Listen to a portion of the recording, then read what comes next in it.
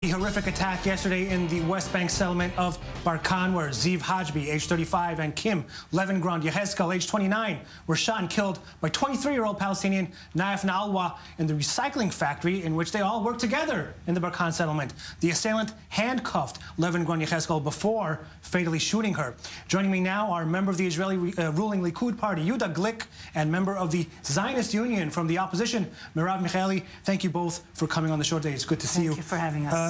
Yehudah, I'll start with you. What's your reaction to the attack? You actually tweeted yesterday that this industrial zone is a symbol of coexistence. It's an island of coexistence. I personally participated last night at Kim's funeral, a very, very sad funeral. A mother of a 1.5-year-old child, 28 years old. The island, the Barkan is like an island of coexistence, and for those who really believe that we can live here together, over 150 factories working there, hundreds and thousands of Palestinian mouths are fed every single day from there. 8,000 workers, apparently. Okay, now the boycott on products from these settlements first harm those Palestinians that work there. And by the way, they work there on all levels, engineers, directors, and they receive the exact same social compensation, everything as the Israelis there, and therefore it's really very sad that something like that happened. Merav Michaeli, your response to this attack? First of all, it's heartbreaking. It's dreadful, and this is something that we should always fight. All kind of terror, doesn't matter, you know, how, what. This is something that we should never, never tolerate. As for the coexistence, I beg to differ. We are talking about citizens working with non-citizens. This is Israelis, mostly Jews, who have a state, with Palestinians who do not have an entity such as a state and do not have the same rights in the state of Israel, where they, under its laws, they're working as whatever workers they are working in this area or other places. This is a conflict that we cannot continue to live under the illusion that we can conduct. Right. We have to find a way to reach a solution. And Merav, you brought up an issue that I want to continue. I want to get your response about this, Yehudah. And the trigger for that will be what a former director of Peace Now, Yariv Oppenheimer, tweeted. And this is what he said. There is no coexistence in the territories. There is a meeting of interests in the industrial zone. The settlers need workers. The Palestinians need income. There's no great love there. When there is no independent Palestinian state and economy, the average Palestinian doesn't have a choice other than to work for Israelis, a reality that produces these despicable murderers. What's your response to that? Yariv and Merav. And Merav. Always think that the Palestinians are those corrupt political Palestinian leaders. But those who meet Palestinians on a daily basis, and I've visited Barkan several times, these people enjoy working there, they love working there, and that their dream is to benefit from Israel. You know what? Ask any Israeli Arab, if there, God forbid, will be a Palestinian state, will you be willing to give up your Israeli citizenship and become part of your nation, the Palestinian state? Are you crazy? Most of the Palestinian citizens want to live and want to benefit from the modern Israeli state that we have. Don't they want equality? Doesn't coexist? When yes, they want coexistence. Coexistence means that two people are equal in that place. Coexistence means cooperation. Yes, it means equality. Yes, exactly, 100%. There's equality. Of course. Can a Palestinian open a factory in Barkan? Yes. Really? Yes. Can a Palestinian open a factory in Barkan, Merav? Yes. No, listen, they do. It's a good thing you call this place the spin room, because what Yehudah is doing is really spinning this thing. It's either he wants to annex this territory and to grant all the 2 million Palestinians, 2.5 million, not the 8,000 who work in Barkan or at this area in general, the 2.5 million Palestinians, to grant them Israeli citizenship, then I fear, unfortunately, that the Jewish nature of the state of Israel will be jeopardized, or what? Right. Or do not speak about coexistence, because it's not really the case. It is. But they do get good salaries there. But this is 8,000 people. Yes. What about the 2.5 million who are under Israeli rule, exactly. So we need held by the army under a war law. And this is something that's been going on over 50 years now, something that is not in the interest of the state of Israel, something that harms constantly the security of Israel and the Israelis, and should be found some solution for this ongoing situation. for the Israeli interest. Real quick response. What we need is definitely many, many more Barkans. And yes, Merav Michaeli's party, Labour Party, they tried, they offered something, they had a solution. They brought us the Oslo. I have and by no means... And as always, thanks to Oslo, there is the Palestinian Authority by no means that do I... helps you not to have to pay yourself the social... Merav, I didn't interrupt you. I tried not to interrupt you. That's true. I do not have any missing towards the bombings of restaurants and the suicide bombers on buses. Stabbings and bombings all the time. Yes, 10 a year compared to 200 a month. Merav, come on. 200 a month were killed in honor of your wonderful... Okay, let Merav respond. There was no peace plan. And we need more Barkans. We need more Barkans. That's what we need. It's been, almost 3 decades since Oslo. They continue, and they've been in power ever since. And they continue to blame Oslo. Right. And they did not come up with a single different solution. Okay. That is the reality of things. Right. We need to find a solution. Let's move to our next topic. The leader of Hamas in Gaza, Yehudah Sinwar, told an Italian journalist in an interview published also in an Israeli newspaper that he does not want any more wars. He also said that ending the siege on the Strip would facilitate that. Meanwhile, Israeli Prime Minister Benjamin Netanyahu warned that Israel is preparing for the possibility of a military campaign in Gaza should the humanitarian conditions there worsen, especially after the halt of some $96 million that the Palestinian Authority sends monthly to the Strip. What's your reaction to this interview, Merav? First of all, everybody who's... And I've been a member of the Foreign Affairs and Defense Committee for the past 5.5 years since my first day in the Knesset. Everybody who follows what's happening with Hamas is not surprised to hear those things. Once again, what is Netanyahu's solution for Gaza? Right. It's true we left, but we are still in charge of the passages. We are still in charge of the borders. There is a humanitarian crisis growing in Gaza, something which the Israeli army has been warning us from as something destabilizing. What are you suggesting? Lifting the siege? No, I'm suggesting first and foremost to make sure that we, Israel and Israelis, do not suffer the backlash of a humanitarian crisis in Gaza, first and foremost. But what are you suggesting? To do what? Now? To make sure that this doesn't happen. What it means is to make sure that they have more electricity, more water. So first and foremost, we get it under control. Okay. Second thing is, my solution is to help the Palestinians reach a solution such that we can work towards, once again, a unified authority that we can reach a solution with. But the thing is that Netanyahu is not interested in that. And unfortunately, in what he does now is ends up encouraging Hamas against Abu Mazen and against the Israeli interests. Netanyahu isn't interested? Look, for some reason, Merav thinks that the Israelis have a tendency of forgetting. 15 years ago, they promised us, look, there are 5,000 Jews living in Gaza and 1.5 million Palestinians. Let's uproot those Jews from there and we'll have Singapore of the Middle East.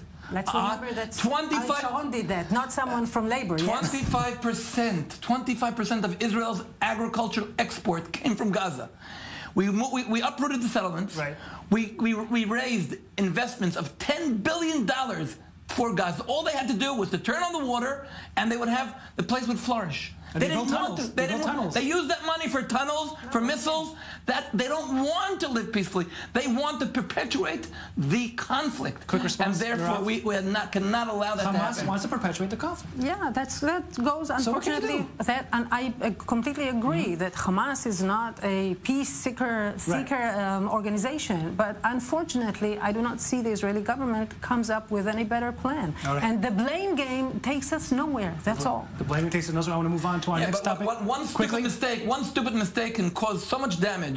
For, a person can develop a Mercedes Jaguar, a super wonderful car, and one stupid driver can ruin the whole thing. All right. That's true. The Israeli Prime Minister, Benjamin Netanyahu, on Friday was quizzed by police for a 12th time as a suspect in 2 separate bribery and fraud cases. And yesterday, the trial of his wife, Sarah, began, in which she's being accused of buying takeaway meals worth $100,000 of taxpayers' money from some of the best restaurants in Jerusalem. And despite all this, recent polls are sure to make the Prime Minister smile.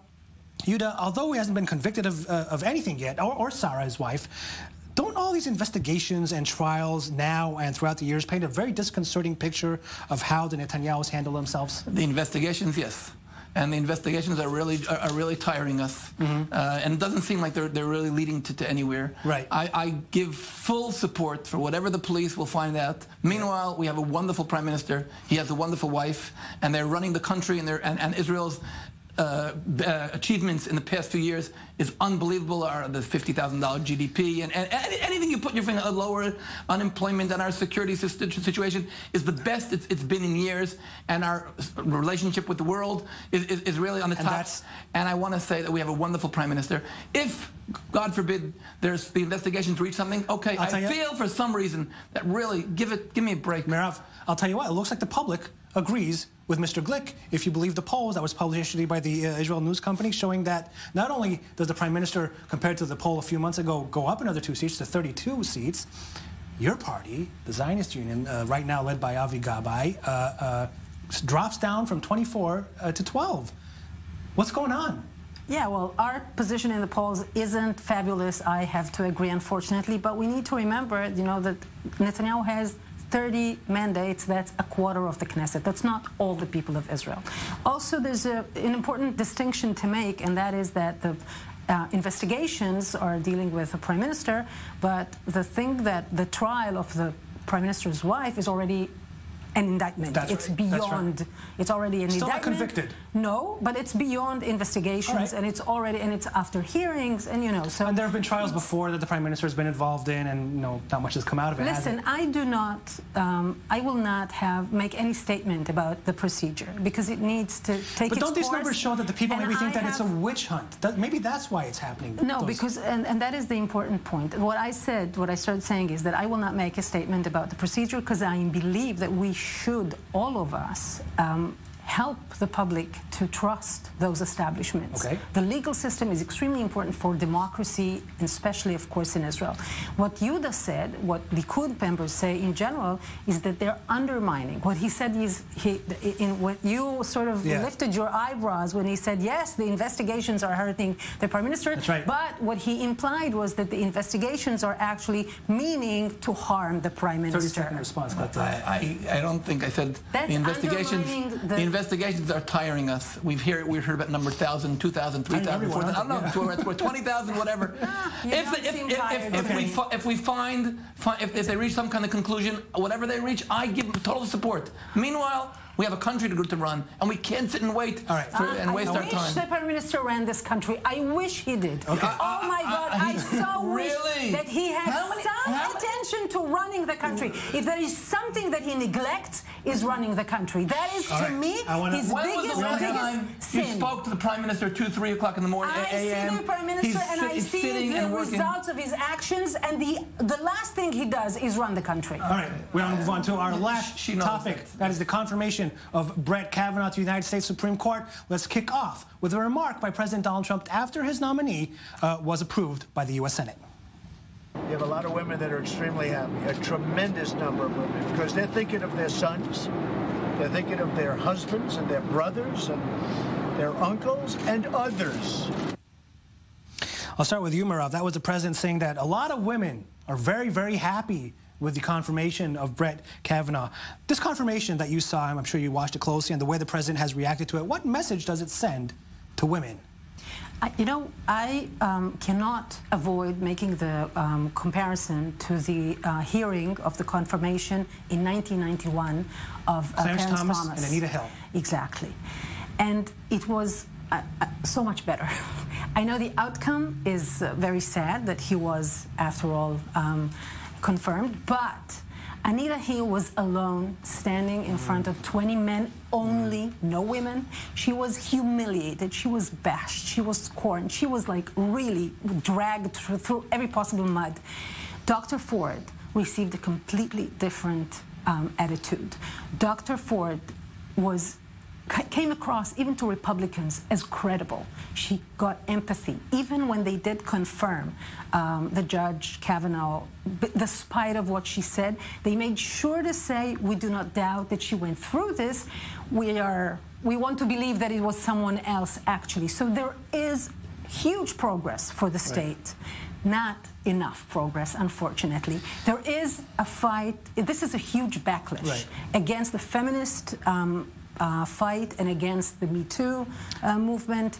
And that is men, privileged men, fighting back. Yehudah, I want to ask you about a different topic, about the midterms that are coming up. Israel has become a very partisan issue in the United States. Democrats feel less concerned about Israel, more critical of Israeli policies. If the Dems take over the House, as some polls are saying now, just the House for now, maybe even the Senate, would that be something that concerns you? First of all, I must remark.